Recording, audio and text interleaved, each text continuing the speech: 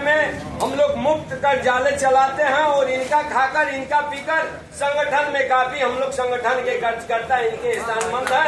आज संगठन के दायित्व से हमारे इस क्षेत्र के माननीय विधायक एवं पूर्व बिहार सरकार के मंत्री मुरारी गौतम जी आए हैं। इनको फूल माला और अंग वस्त्र से सुशोभित कर रहे हैं।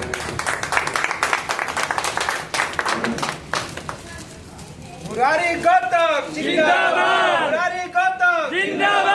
आपका विधायक कैसा हो? मुरारी गौतम जैसा हो।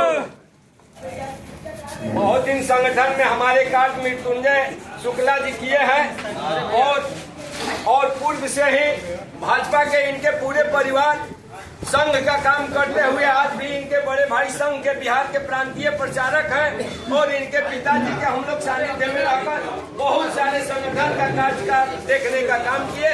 इनको शिक्षण जी के तरफ से लाख लाख बार धन्यवाद बताइए।